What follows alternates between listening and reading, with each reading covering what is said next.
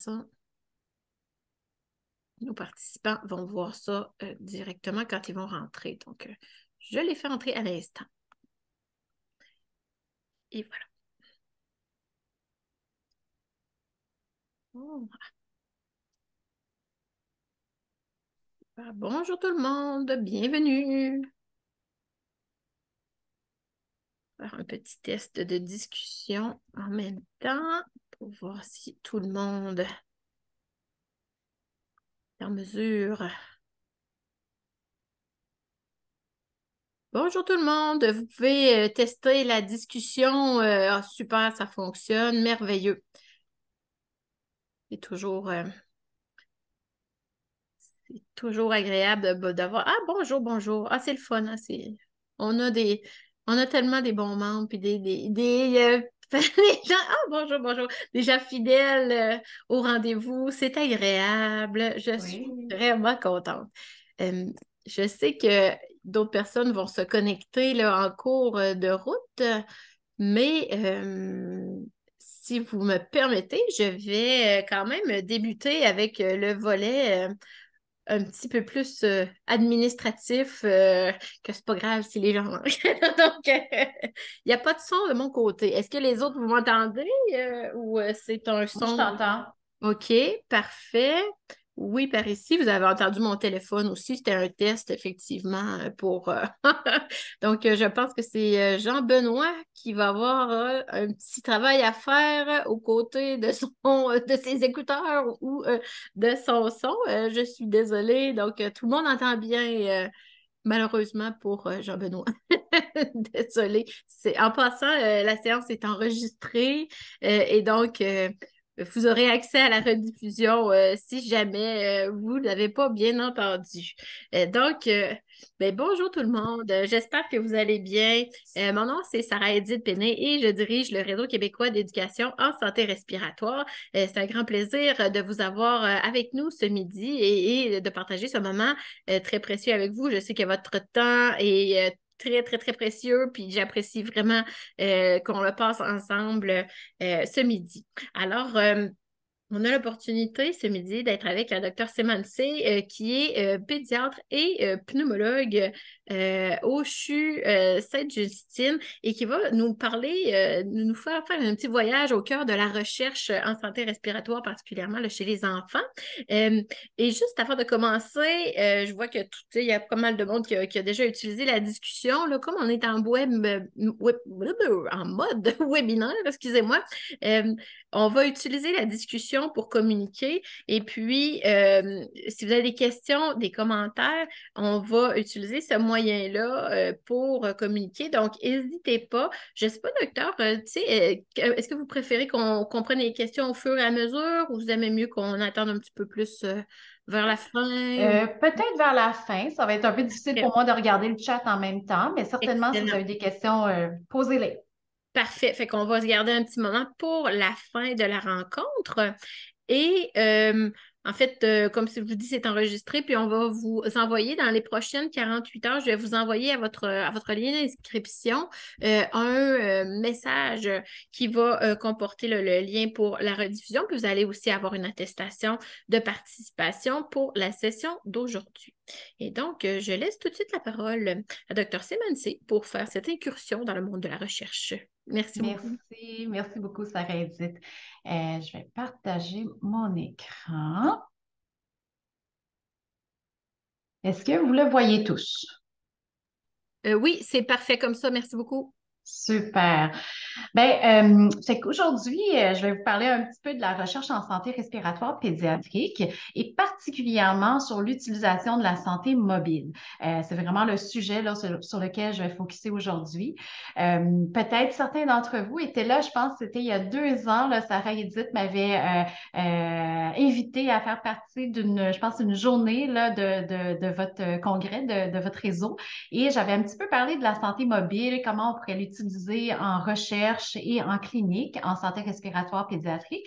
Donc, depuis là, on a un petit peu plus de données sur nos projets de recherche et nos avancées. Donc, je voulais vous faire un petit peu une topo de ça. Donc, les objectifs de la présentation aujourd'hui seraient évidemment de faire un survol de l'utilisation des technologies mobiles pour la recherche en santé respiratoire pédiatrique. Plus spécifiquement, on va parler des études qu'on a faites dans notre groupe sur l'impact de la COVID sur le contrôle de l'asthme chez les enfants. Et dans ces projets-là, on a utilisé justement des technologies mobiles. Donc, c'est pour ça que j'aimerais vous en parler. Et deuxièmement, j'aimerais vous parler d'une étude qui est subventionnée, qui est en cours présentement dans notre équipe, l'étude MOCA. MOCA, c'est pour Mobile Health in Kids with Asthma. Donc, c'est encore là l'utilisation de la technologie mobile pour essayer de prédire des crises d'asthme chez les enfants. Et je ne vous le cacherai pas, un de mes objectifs aujourd'hui, c'est aussi solliciter votre aide dans le recrutement pour l'étude MOCA. Donc, on va en parler un petit peu à la fin de la présentation. Donc, c'est quoi la santé mobile? La santé mobile est aussi connue sous le nom de M-Health ou Mobile Health. Donc, c'est un terme très utilisé dans la littérature. C'est l'utilisation des téléphones mobiles ou des technologies sans fil dans les soins médicaux. Euh, c'est vraiment là, basé sur l'omniprésence des technologies mobiles de nos jours. Et en fait, un rapport en 2017 montrait qu'il y avait plus de 325 000 applications mobiles axées sur la santé qui étaient disponibles dans les différents App Store et que cette année-là, il y avait plus de 3,7 milliards de téléchargements. Et dans la même année, si on fait un survol de ces applications-là, il y avait par contre moins de 10 de ces applis qui sont publiées par des organisations de santé publique, des organismes gouvernementaux ou à but non lucratif. Donc, la plupart étaient quand même des applications commerciales. Donc, en se basant sur ces chiffres, je pense qu'il y a quand même une belle opportunité pour nous qui travaillons dans des organismes axés sur les patients, santé publique ou centre d'enseignement ou hospitalier, d'avoir notre empreinte dans ce volet-là. Et je vous dirais, la terre promise là, de la santé mobile, c'est qu'il y a cette possibilité-là de personnaliser et adapter des interventions qui sont basées sur des données en temps réel pour améliorer les issues en santé. Donc, on est capable de recueillir des données en temps réel et peut-être même faire un retour aux patients en temps réel. Évidemment, ça permet également d'améliorer l'accessibilité des services. Ce n'est pas tout le monde qui peut se déplacer, dans un centre d'enseignement ou un centre hospitalier et des fois avoir l'information à la portée de la main, là, au bout de nos doigts, littéralement, ça pourrait permettre d'accéder les informations un peu plus facilement. Donc, je vais commencer un peu par vous présenter notre histoire. La santé mobile, c'est quelque chose que je pensais intégrer dans ma recherche même avant la COVID. Par contre, la COVID nous a donné cette opportunité-là de faire quelque chose. Donc, vous vous rappelez sûrement, là, on n'oublie pas ça, mais au début de la COVID, tout le monde était isolé, on ne pouvait plus faire de visites de recherche, pas de visites en clinique. Donc, on s'est penché vers la technologie digitale, hein, faire de la télémédecine très, très rapidement.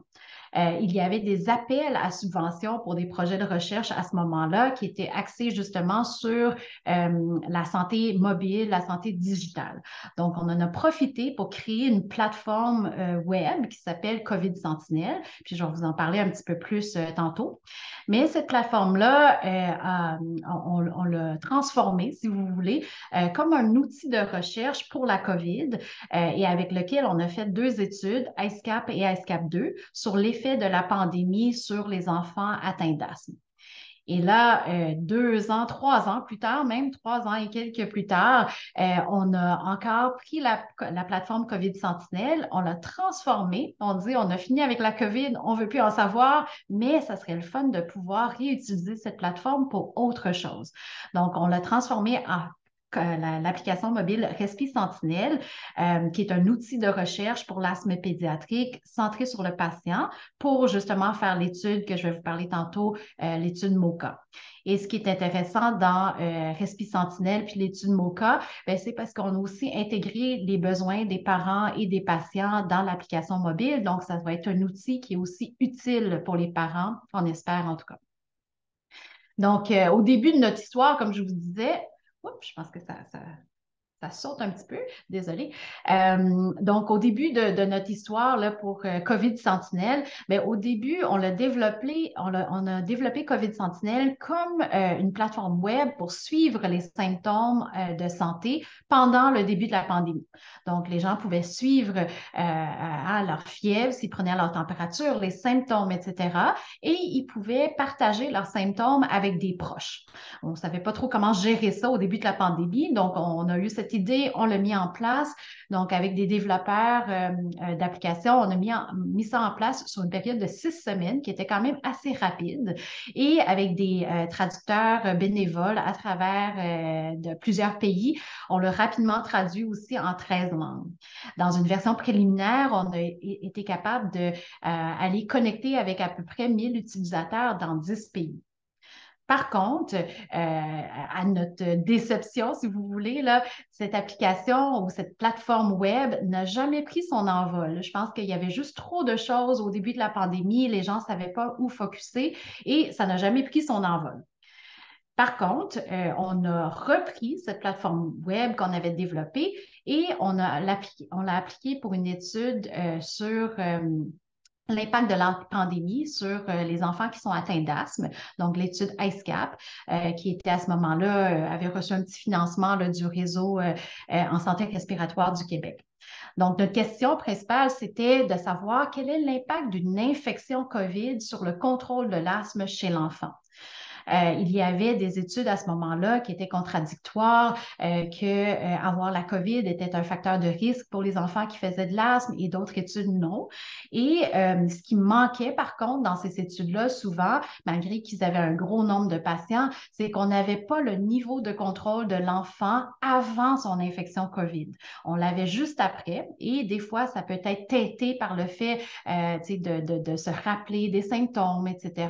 Donc, c'était plus, on voulait le faire autrement. Donc, on a designé une étude prospective qui a finalement recruté 72 enfants atteints d'asthme entre juillet 2021 et dont les suivis ont fini vers février 2023. On a recruté en personne dans 2 centres pédiatriques, donc Sainte-Justine et à Sherbrooke. Et aussi, on a recruté des patients qui étaient à distance. Donc, toute l'étude pouvait se faire vraiment à distance sans venir à l'hôpital. Donc, nous, on trouvait que c'était quand même un attrait là, pour les participants.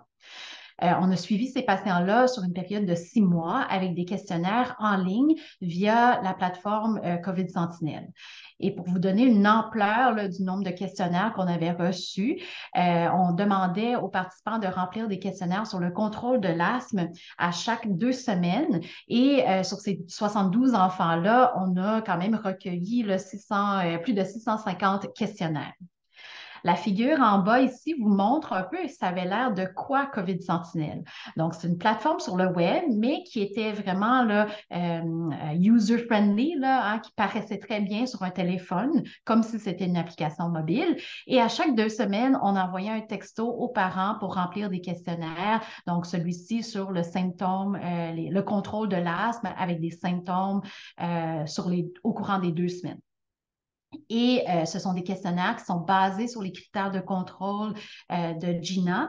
Donc, on pouvait dire là, avec la somme de ces questionnaires-là, est-ce que l'enfant était bien contrôlé, pas bien contrôlé ou partiellement contrôlé. Et parmi nos 72 participants, il y avait 52 participants qui ont fait pour un total de 70 tests COVID. Et à ce moment-là, c'était plutôt rendu des tests qui étaient faits à la maison. Donc, on se fiait aux parents là, de rapporter le résultat de leurs tests. Le fait d'avoir fait un test COVID ou non, là, ça aussi, c'était posé sur un questionnaire. Parmi ces patients-là, il y avait 24 tests positifs et 46 tests négatifs. Et ce qu'on voulait vraiment faire, qui était distinct des études antérieurement publiées, c'est qu'on voulait avoir une évaluation du contrôle de l'asthme chez l'enfant avant son test COVID et une évaluation du contrôle de l'asthme après. Donc, on a juste retenu ces participants-là pour pouvoir voir leur trajectoire de contrôle de l'asthme. Donc, au final, on avait 17 patients qui étaient COVID positifs avec des données pré- et post-test COVID et 27 participants qui avaient un test négatif, encore là, avec des données pré-post-COVID. Donc, on pensait que c'était vraiment la force de notre étude vu qu'on les avait attrapés dans l'étude même avant le test COVID. Nos données étaient pas mal rassurantes et ça confirme un peu ce qu'on voit en clinique et ce que probablement vous voyez dans votre pratique. Les enfants qui avaient un test COVID positif, bien, au temps zéro, ça c'était avant leur test COVID, ils étaient quand même pas mal bien contrôlés. On se rappelle, là, on était dans la période de la pandémie, donc il y avait un petit peu moins de virus aussi là, à ce moment-là. Et après le test COVID, la proportion des patients qui demeuraient bien contrôlés, c'était quand même la majorité des patients, 77, 68, 65.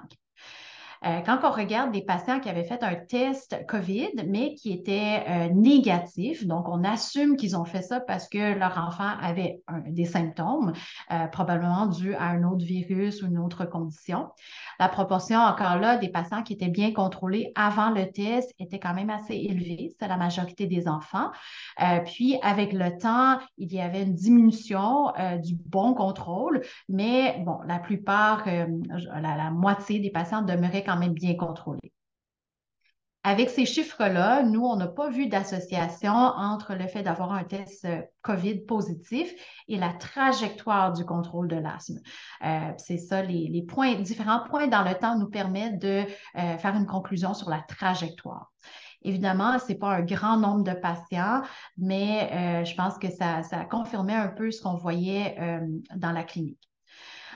En même temps que le contrôle de l'asthme, on a aussi administré des questionnaires via COVID Sentinel encore sur la qualité de vie. Ça, c'est une échelle qu'on a utilisée pour mesurer le nombre de jours en mauvaise santé en moyenne sur la période d'un mois. Encore là, similairement au contrôle de l'asthme, on n'a pas vu d'association entre un test COVID positif et la trajectoire de la qualité de vie, donc qui était super rassurant quand même. Donc, après ça, on s'est posé la question, ben, qu'est-ce qu'il y en est sur le contrôle de l'asthme en post-pandémie ou en sortie de pandémie? Vous vous rappelez tous certainement, l'année passée, à ce même moment de l'année, on avait vraiment là, des virus qui étaient inhabituels à ce moment de l'année. Ça, c'est des graphiques qui viennent du programme de surveillance des virus respiratoires du Canada. Et la ligne bleue nous montre la saison 2022-2023 et le pointillé en arrière en noir nous montre la moyenne de ce virus-là de 2014 à 2020, un peu avant la pandémie. Ça, c'est le nombre de semaines là, dans l'année. Et on pouvait voir que pour l'influenza A, par exemple, il y avait vraiment un pic en novembre 2022 que normalement, on ne voit pas. On le voit plus là, à la première semaine, donc ça, c'est en janvier des années jusqu'à pour tout l'hiver environ. C'était venu assez tôt. Même chose pour le VRS. Normalement, on le voit plus en hiver. Ça commence en décembre et qui persiste là, pour le reste de l'hiver. Mais l'année passée, on le voyait débuter vraiment tôt dans la saison, là, même peut-être avant novembre, mais que ça persistait pendant l'hiver également. Et on avait fait une étude aussi rétrospective pour regarder le nombre d'hospitalisations dues à l'asthme et des visites à l'urgence dues à l'asthme à Montréal pendant la période de la pandémie et un peu là, vers la sortie de la pandémie. On avait regardé les enfants qui se présentaient à 2 urgences pédiatriques de Montréal pour asthme et on a regardé une période qui incluait une période avant la pandémie et durant la pandémie. Au total, on avait plus de 22 000 visites à l'urgence pour asthme, 15 là, desquelles étaient pendant la pandémie. Et ce qu'on voyait, c'est que ici, la figure là, vous montre la ligne bleue. Ce sont les visites à l'urgence, pardon, pour asthme dans ces 2 urgences pédiatriques-là entre janvier 2020. Donc, ça, c'était même avant la pandémie. Donc, la pandémie a commencé ici, là, environ à cette grosse ligne-là, jusqu'à juin 2021. Donc, on avait quand même une bonne période. La ligne pointillée en vert derrière, ça, c'est la moyenne pour 2017 à 2019, donc avant la pandémie.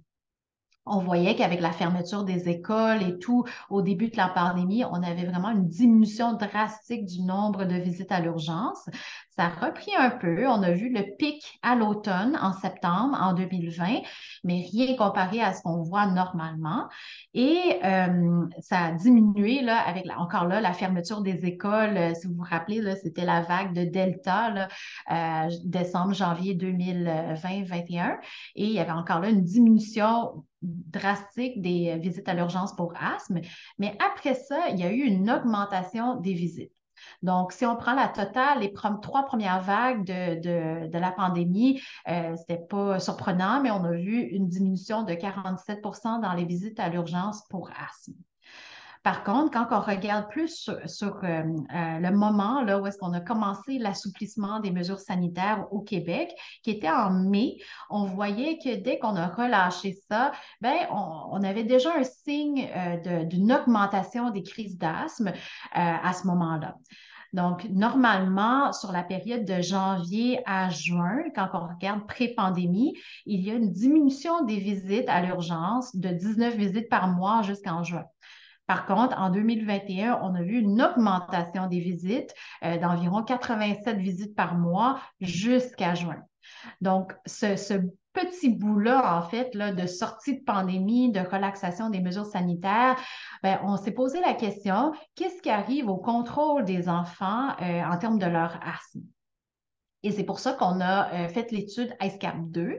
On voulait là, spécifiquement évaluer l'impact de la sortie de la pandémie sur le contrôle de l'asthme chez les enfants. On a eu la chance là, d'avoir une subvention des IRSC pour faire cette étude. Et un peu comme ICE-CAP, c'est une étude prospective d'enfants atteints d'asthme, où est-ce qu'on a recruté en personne à 2 centres pédiatriques. Ici, c'était à Sainte-Justine et à Chio, à Ottawa.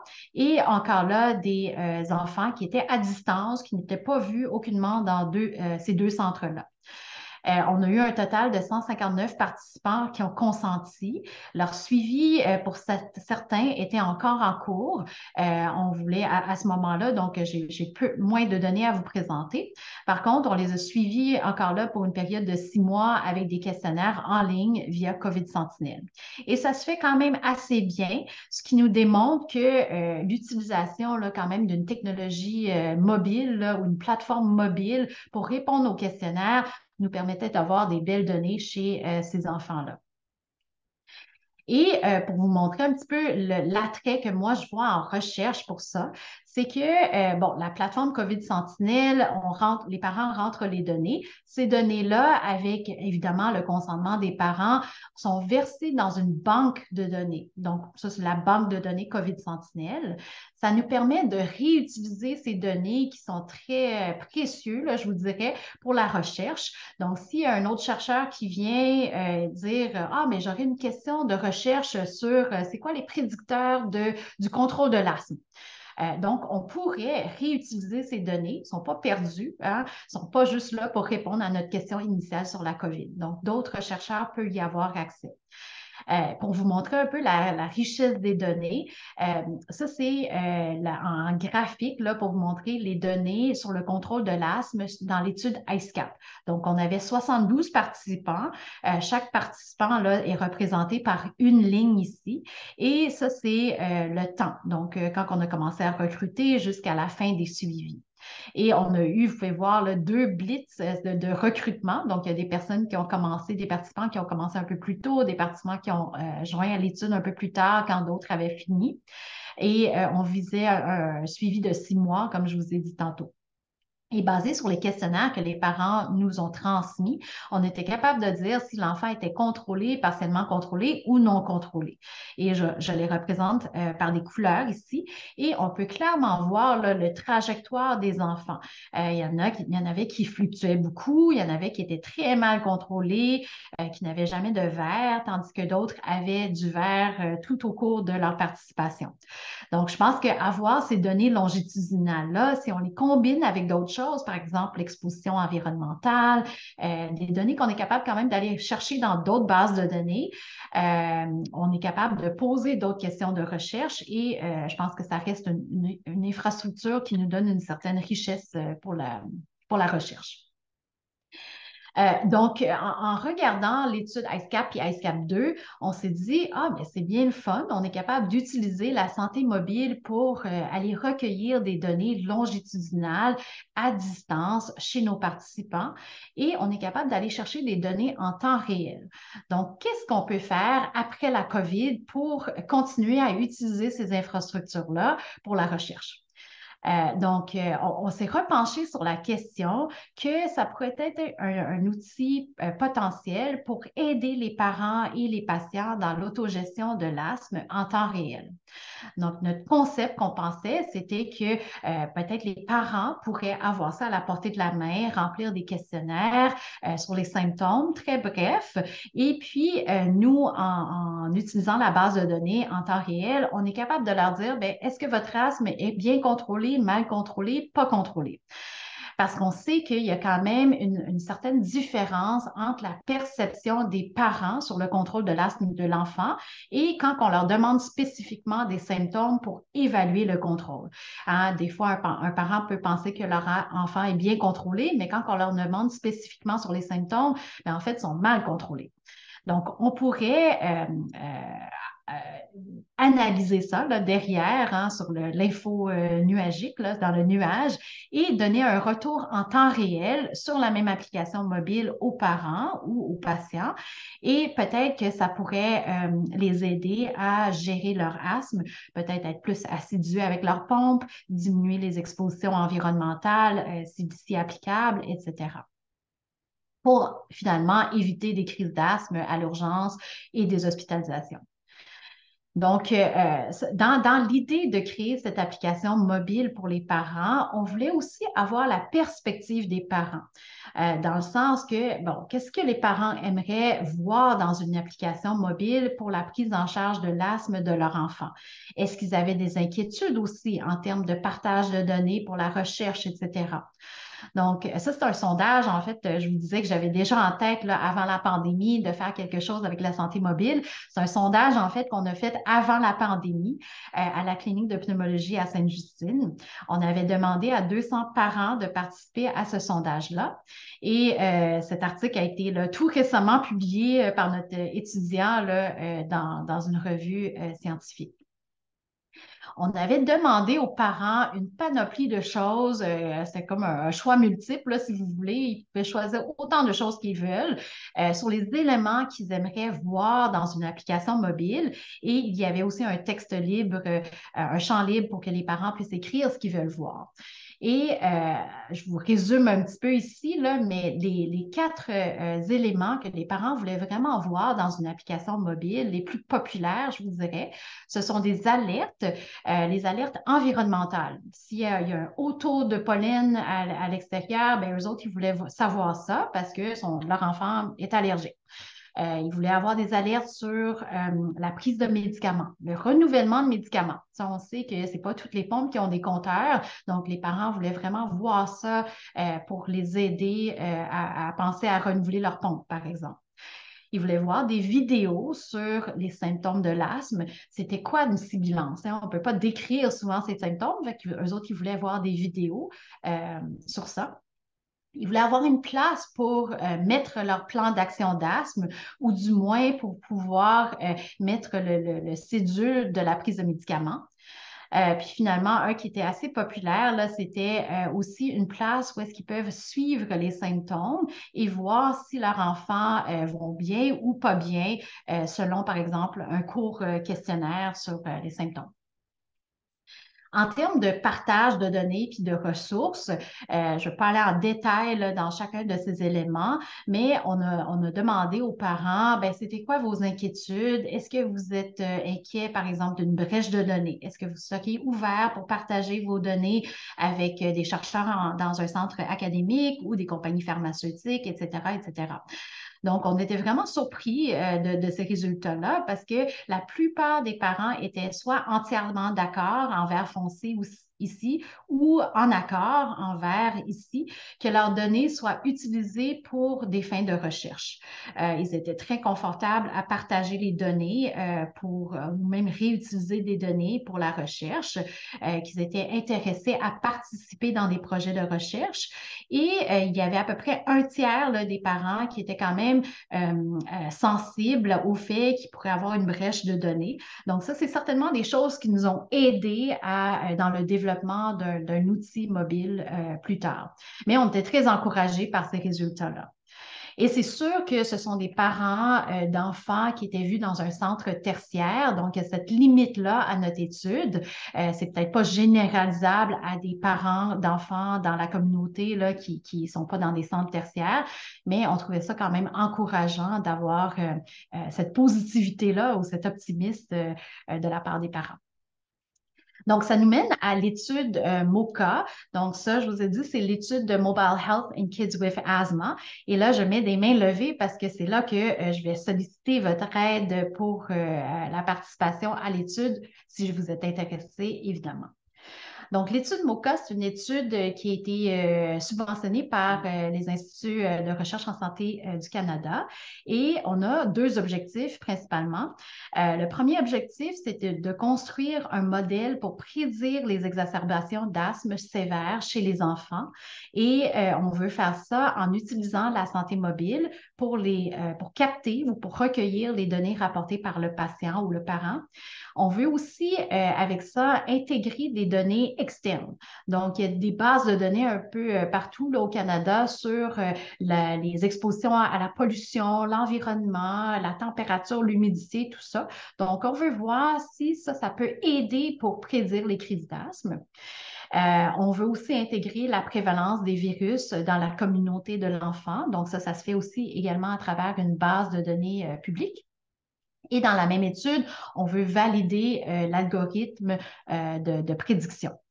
Notre deuxième objectif, c'est d'évaluer l'association entre la fréquence de la toux nocturne qui est détectée automatiquement dans l'application mobile. Donc, on l'utilise comme un objet connecté, là, notre application, si vous voulez, et les exacerbations d'asthme. Voir si la toux de l'enfant, la nuit, pourrait prédire les crises d'asthme.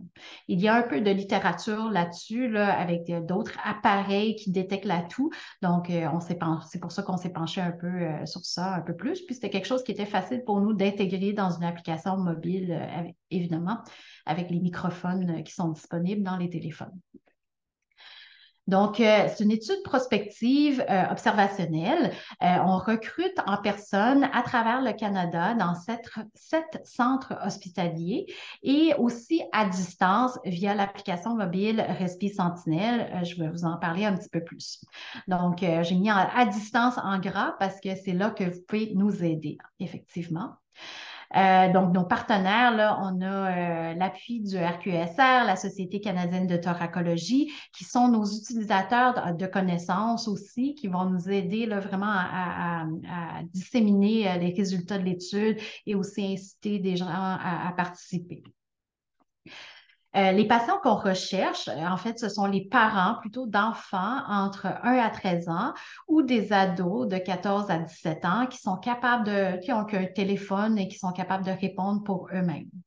On cherche des patients ayant eu une visite à l'urgence pour l'asthme ou pour un épisode de sibilance ou wheezing dans les 12 derniers mois pour laquelle il y a eu des corticostéroïdes systémiques ou inhalés ou un bronchodilatateur qui a été prescrit. Comme vous voyez, on a laissé ça assez vague comme critère d'inclusion. Ça, la raison pour ça, c'est qu'on sait qu'il y a quand même un sous-diagnostic d'asthme chez les enfants d'âge préscolaire qui font des épisodes de sibilance. Donc, on voulait inclure ces enfants-là parce que ce sont quand même des enfants qui sont à risque de revenir à risque de morbidité.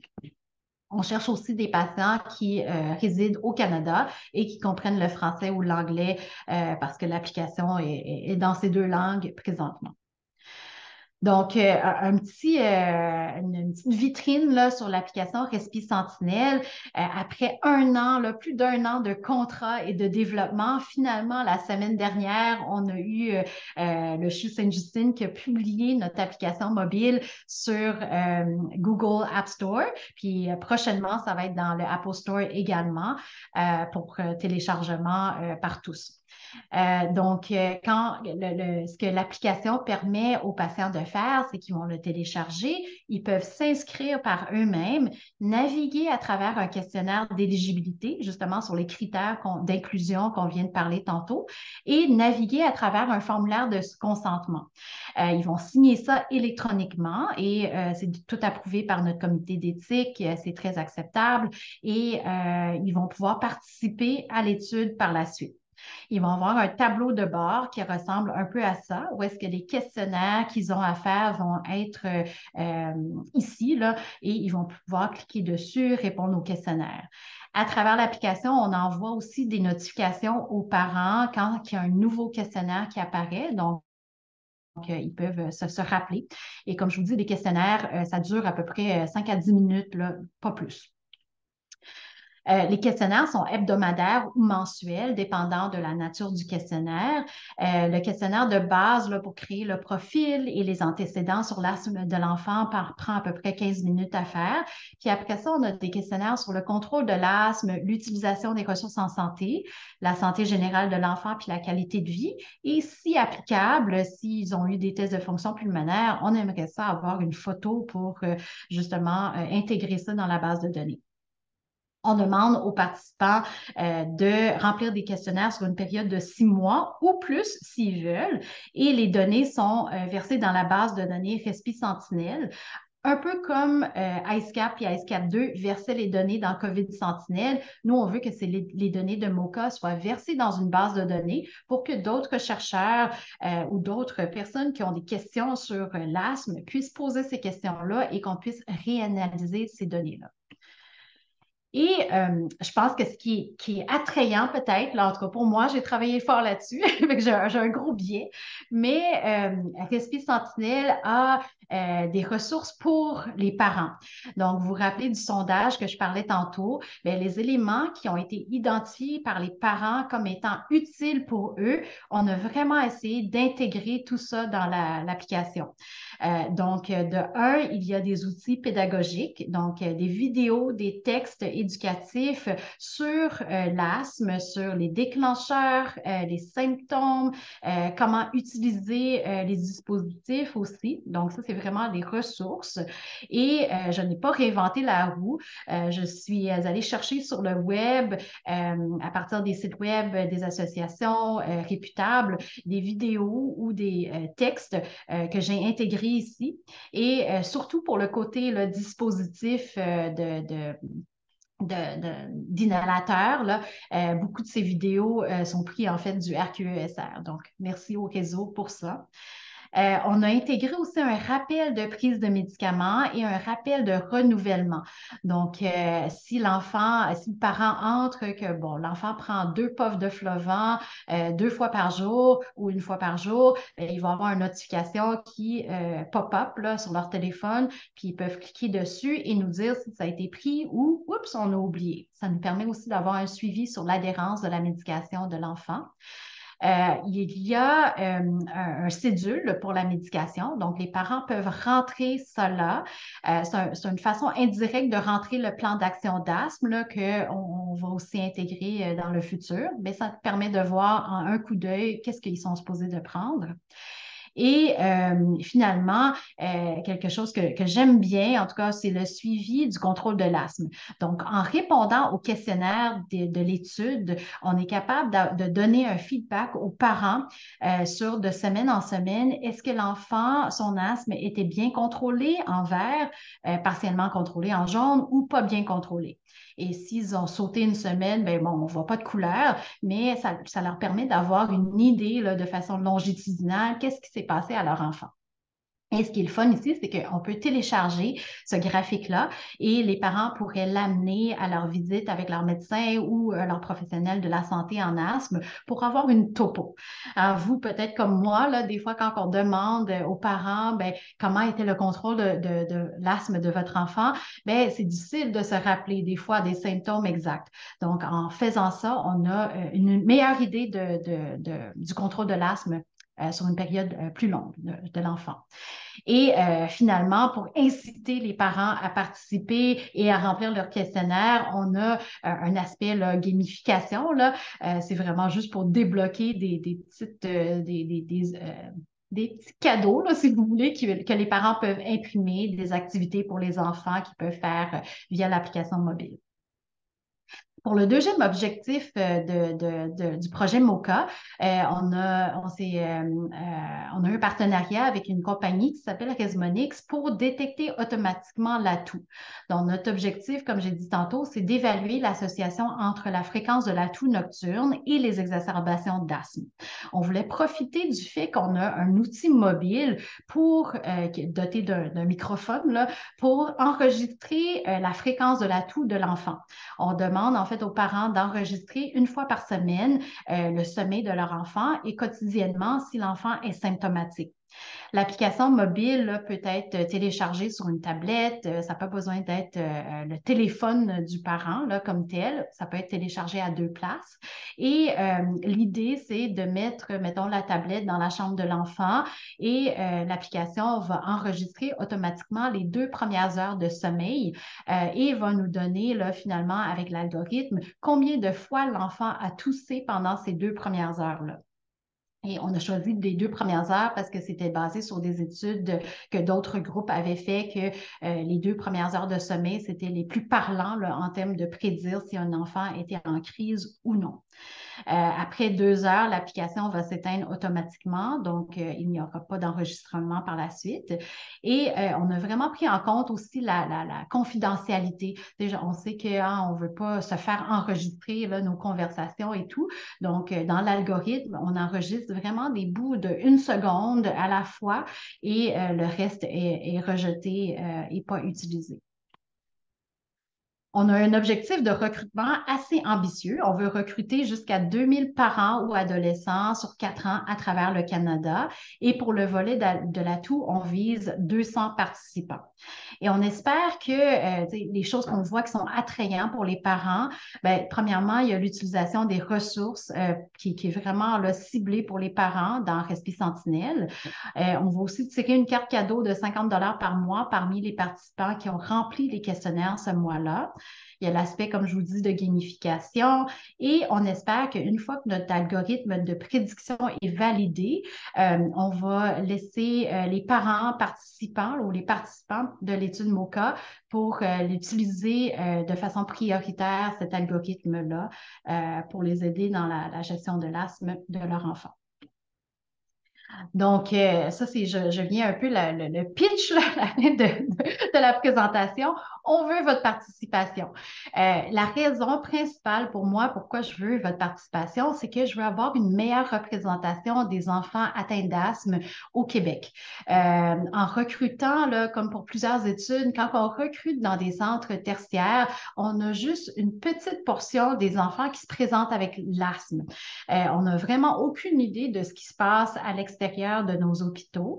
Et en démocratisant, si vous voulez, la recherche, on est capable d'avoir des données qui représentent mieux les enfants du Québec ou du Canada. Et en fait, l'algorithme serait finalement plus applicable à eux également. Donc, on aimerait ça, avoir votre participation pour faire de la publicité via vos centres d'expertise ou d'enseignement d'asthme. On a des affiches et des pamphlets à votre disposition, un peu comme celle-ci. Et si ça vous dit, on aimerait ça que vous en parliez à vos patients, qu'il y a quelque chose, une étude qui existe. Vu que c'est quand même une étude à distance sur l'application mobile, une fois que votre patient s'est inscrit, nous, on s'occupe du reste. Il n'y a aucun suivi pour vous à faire. Notre équipe va relancer les parents au téléphone s'il le faut et on s'occupe vraiment de tout ce qui est là après.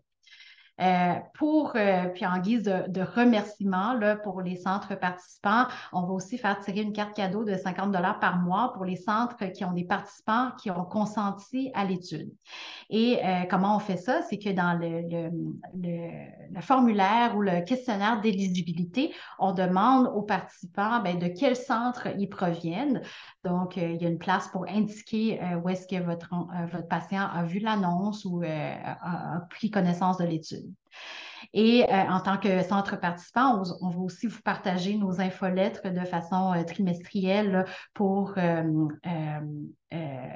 vous garder à jour sur la recherche de ce projet-là. Si vous voulez plus d'informations, on a une page web sur le site web du CHU Sainte-Justine sur l'étude MOCA. Ça vous donne un petit peu plus de détails. On a notre courriel pour l'étude et mon courriel également. Donc, n'hésitez pas à nous contacter si vous avez des questions, vous ne savez pas si ça va marcher ou non, n'hésitez pas à nous contacter. Puis je pense que comme Sarah Edith va partager la présentation un peu plus tard, bien, vous aurez ça dans la présentation.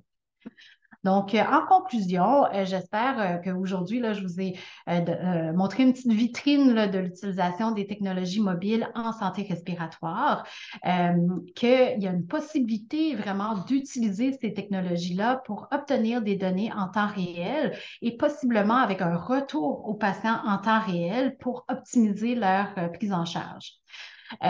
Nous, on a fait ça à partir vraiment de la conception lors de la COVID. On a eu quelques études pilotes que j'appelle pilotes parce que c'est la première fois qu'on a vraiment utilisé une plateforme mobile. Ça nous mène à l'étude présente, l'étude MOCA pour une prédiction clinique et aussi validation de l'algorithme et que j'espère pourra être utilisée en clinique un jour pour améliorer la prise en charge des enfants qui font de l'asthme. On sait que ces technologies-là sont acceptées par les parents. Les parents sont à l'âge où est-ce qu'ils ont tous un téléphone. En fait, on n'a eu aucun participant dans IceCap et IceCap 2 qui ont refusé de participer parce qu'ils n'avaient pas accès à un appareil mobile ou à l'Internet. Donc, ça, c'était très encourageant. On sait que pour la recherche, c'est possible, puis pour la clinique, ben, c'est à valider. Donc, sur ça, j'aimerais ça vous remercier pour votre attention pour cette présentation-là. Je vous relaisse ici nos courriels, le code barre le code QR plutôt pour la page web de Sainte-Justine. Puis, je voulais faire un petit peu de pouce aussi là, en parlant de technologie mobile. On est aussi sur les médias sociaux. On a une page actualité en santé respiratoire pédiatrique. On ne parle pas juste de nos études, mais on parle de notre équipe, on parle des sujets qui sont à jour pour essayer de vulgariser ça pour les familles qui sont intéressées. Donc, merci beaucoup. Écoutez, c'est moi qui vous remercie. Moi, personnellement, j'ai beaucoup aimé mon plongeon dans cette belle aventure en recherche. J'ai vu qu'il y avait quelques questions déjà, particulièrement, là, on se demande en tant que professionnel de la santé, est-ce que les gens peuvent quand même se créer un compte pour se familiariser avec l'application? C'est une très bonne question. Donc, il y a plusieurs, en fait, personnes qui m'ont déjà posé cette question-là. Présentement, on a créé Respi Sentinelle vraiment pour les participants de l'étude MOCA. Par contre, vu qu'il y a quand même une structure de recherche là, on peut donner des accès aux gens pour faire des tests. Donc, si en tant que professionnel, ça vous intéresse de voir de quoi ça a l'air avant d'en parler à vos patients, écrivez-moi et je vais parler aux développeurs là, pour vous créer un compte certainement test, là, si vous voulez. Puis le compte est facile à créer, ça se fait à partir de votre téléphone, avec votre numéro de téléphone. Les gens se loguent avec un code qui leur est texté. L'aspect sécurité là, des données a été quand même revu par nos experts en sécurité de données à Sainte-Justine. Donc, oui, certainement. Si vous êtes intéressé, écrivez-moi. Bon, mais merveilleux. Je pense que je vais mettre votre courriel dans, dans le courriel de suivi aussi.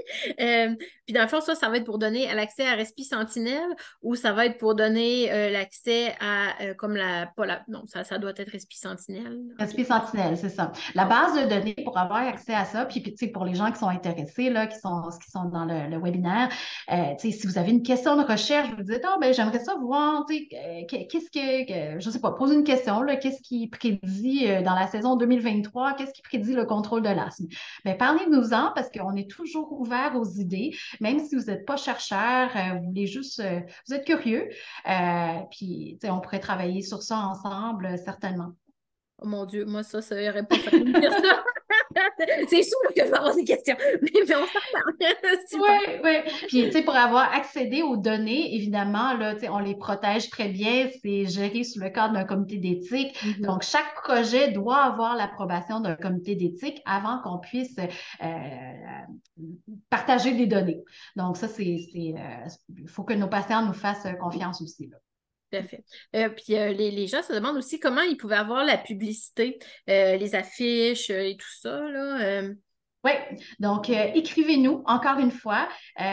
Donc, Jean-Benoît, là, je sais qu'il est là, dans les participants. Parmi les participants, c'est notre coordonnateur de stratégie numérique. Écrivez-nous, puis lui, il va se charger de vous envoyer cette publicité-là. Puis si vous voulez nous parler, tu sais, pour avoir plus d'informations, comment en parler aux participants, écrivez-nous. On peut certainement vous donner tout ça. Parfait. Fait que je vais mettre Jean-Benoît aussi dans, dans la Oui. liste des contacts. Merveilleux. On demande aussi, est-ce que l'enfant ne doit pas être absolument aller à Sainte-Justine ou être patient de Sainte-Justine, là? Ça peut être vraiment. Tout à fait. L'enfant peut, en autant qu'il est au Canada, puis qu'il remplit les critères d'inclusion, il peut participer. C'est ça qu'on vise, en fait, parce que, comme je disais, là, si l'enfant est vu à Sainte-Justine ou dans un centre tertiaire, comme beaucoup d'études, en fait, hein, ça, on recrute souvent en personne, ben, ça nous permet d'avoir vraiment juste une section des enfants qui font de l'asthme. Et si on veut que les résultats de nos études soient applicables à tout le monde, ben, il faut qu'on aille recruter ailleurs. Et je pense que la santé mobile, ça nous permet de faire ça un petit peu. Ouais. Définitivement, fait que je vois qu'il y a quand même plusieurs personnes qui veulent les affiches. Moi, je vais en profiter. Allez-y pour vos questions, les gens dans la discussion, là. Sinon, je vais tout prendre la place. En fait, j'avais une question, moi, par rapport les alertes et tout ça. Est-ce que vous êtes en mesure, est-ce que l'application est en mesure de constater, mettons, une surutilisation de BACA, par exemple, ou ce serait quelque chose qu'ils pourraient faire dans l'avenir, là? Ou, Oui, en fait, on ne demande pas là, à chaque jour, tu sais, est-ce que vous avez utilisé Mhm. votre BACA, etc. Mais à chaque semaine, dans le questionnaire de contrôle de l'asthme, vu qu'on suit les critères de GINA, on leur demande, ben, est-ce que vous avez, je pense que la question là, exacte, c'est est-ce que vous avez utilisé votre BACA plus de 2 fois par semaine ou tu sais, combien de fois vous l'avez utilisé? Donc, oui, en utilisant ça, il y a possibilité d'extraire ces données. Puis, si on veut focuser, tu sais, on a une question d'étude juste sur combien de backups que nos patients utilisent, bien, certainement, on peut avoir cette information. Bon, excusez-moi. J'ai essayé de fermer mon micro pendant que j'éternuais. J'espère que ça ne vous a pas trop dérangé. Puis, on parle souvent, ben, quand on a les tout petits, là, on parle aussi beaucoup de l'utilisation de la cortisone orale. Est-ce que ça Mhm. doit faire partie aussi des questions pour le contrôle de l'asthme à ce Oui, oui, tout à fait. Puis en fait, ça, c'est notre issue principale parce qu'on veut moment-là? prédire les crises sévères. Donc, on demande aux parents, ça, c'est un questionnaire à chaque mois là, sur l'utilisation des ressources en santé.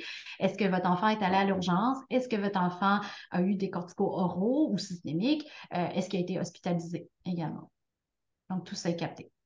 Super. Puis, dans le fond, est-ce que les médecins de famille euh, devraient, tu sais, on devrait-tu faire un petit peu de publicité aussi auprès des médecins de famille? Parce que je sais que c'est pas tous les, mettons, nous, on va recruter, on va être beaucoup d'éducateurs, tu sais, déjà super impliqués, mais les médecins de famille, des fois, pensent même pas de référer vers les services éducatifs et cliniques. Est-ce que les médecins de famille sont aussi une des cibles, tu sais, dans le fond, pour pas des cibles, plutôt des participants souhaités pour votre étude, puis ils pourraient en parler eux autres aussi à leurs patients, parce que des fois, On dirait qu'ils gardent leur patient pour eux. Oui, certainement. En fait, moi, je pense que c'est une excellente idée. Là, on n'a pas encore fait cette démarche-là. Donc, si vous avez, si vous travaillez dans un milieu où est-ce qu'il y a beaucoup de médecins de famille qui voient des enfants qui font de l'asthme, oui, parlez-leur-en, puis connectez-nous. Moi, je serais très contente de leur en parler. Parfait. Puis il y a une question qui apparaît dans la discussion qui rejoint aussi une des miennes. L'outil, c'est sûr que vous êtes dans un milieu pédiatrique, là, mais est-ce que, dans le fond, c'est un outil qui pourrait être adapté pour les adultes aussi?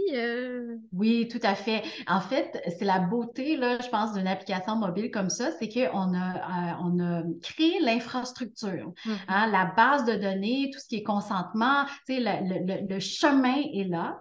Et après ça, on peut prendre n'importe quelle condition respiratoire ou non, ça peut être autre chose. Puis, on pose des questions différentes, c'est des questionnaires différents et on peut réutiliser cette infrastructure-là. Donc, oui, certainement, s'il y a de l'intérêt, tu sais, des chercheurs adultes, oui, moi, je serais ouverte totalement. Parce que là, c'est ça, on parle encore du milieu de la recherche. Est-ce que c'est jusqu'à temps que l'algorithme soit validé, tu sais, ça va être comme la transition à ce moment-là, ou ça pourrait se chevaucher, ou dans le fond, ça serait mieux d'attendre d'avoir toutes les données, là? Oui, Mm. ben en fait, nous, on aimerait ça, tu sais, pouvoir recruter ces participants-là parce que c'est en fait un incitatif aux patients de participer, tu sais, avoir accès à l'application mobile. Mais une fois qu'on a l'algorithme validé, pour moi, en asthme, j'aimerais beaucoup le démocratiser, tu sais, que tout le monde puisse l'utiliser. Ouais. Puis après ça, on peut quand même si tout le monde l'utilise, on peut demander aux parents, tu sais, peut-être une condition de l'utilisation, c'est qu'ils nous partagent leurs données dans cette base de données-là. Et même si, ou non, je pense que c'est à penser là, comment on veut faire ça. Mais je pense qu'il y a une certaine richesse que les parents contribuent à la recherche en même temps qu'ils utilisent ça pour eux. Puis on voit à travers le sondage que les parents sont très ouverts à ça. Donc, je veux un peu capitaliser là-dessus, là, si vous voulez, avec mon chapeau de chercheur clinicien. Mais c'est vrai, je n'avais pas pensé à tout cet accès-là aux données parce que tu sais, si on voulait que l'étude se poursuive aussi ou avoir des nouvelles données, si on l'a en clinique, les données seraient comme plus réservées aux cliniciens, j'imagine, puis à la personne. En tout cas, il y a toutes sortes de débouchés, mais c'est tellement intéressant. On demande encore d'avoir vos coordonnées, là. C'est sûr et certain que je vous les envoie dans la suivi de courriel associé à notre beau midi. Je vais juste me relire une petite dernière fois pour être certaine, mais en tout cas, c'est certain qu'on a la place pour utiliser en fait, le potentiel de tous les centres qui sont hors Sainte-Justine. Finalement, il y a tellement d'autres enfants suivis partout là, que définitivement que ça viendrait donner une nouvelle couleur à tout le beau petit paysage là, que vous aviez tout à l'heure. Ça, c'est super intéressant. Et puis, au niveau de, en fait, ça ne change rien, hein, qu'il y ait, mettons que les critères que vous avez utilisés, c'est ceux de Gina, mais il n'y a pas rien de nouveau depuis ou il n'y a rien qui a changé par rapport aux critères de contrôle de l'asthme, là. Non, en fait, c'est C'est les ça. critères qui ont changé, en fait, c'est les critères de la Société canadienne de Ouais, thoracologie, là, tu sais, en termes de nombre ouais. d'utilisation de BACA. Gina, je pense que la question, c'est vraiment juste combien de fois qu'ils utilisent leur BACA. Fait qu'on peut toujours les Ah, reclassifier, tu OK. sais. Puis, on a utilisé Gina parce que c'était déjà un questionnaire tu sais, assez simple. Il y avait comme 4 questions. On voulait garder ça simple pour les parents. Puis c'est sûr qu'il y a d'autres questionnaires sur le contrôle de l'asthme, mais il y en a qui coûtaient de l'argent pour être intégrés dans un système électronique. Donc, on a essayé de garder ça simple pour les parents. Ben, c'était extraordinaire. Je vais regarder une dernière fois ici, là, mais je pense que tout le monde a eu l'opportunité de s'exprimer. Donc, j'ai bien entendu que les gens veulent savoir vos coordonnées, veulent pouvoir participer aussi au recrutement. Puis, en tout cas, on espère pouvoir donner un coup de main aussi pour faire avancer ce beau projet, puis que ça soit le plus rapidement possible disponible pour nos cliniciens qui sont dans les différents milieux. Fait que merci infiniment. C'est toujours un plaisir de vous avoir, puis de voir à quel point votre travail est pertinent, puis vient beaucoup aider des familles. Donc, merci infiniment. Merci. Merci pour l'opportunité de vous présenter ça. Bien, ça me fait grand plaisir et donc tout le monde, je vais vous souhaiter une très belle fin de journée. Puis je vous reviens avec le suivi courriel et les coordonnées de Dr. Sémancé et de Jean-Benoît pour la suite des choses. Donc, merci beaucoup à tout le monde. Passez une très belle fin de journée. Au Merci. revoir. Bye bye tout le monde. Merci.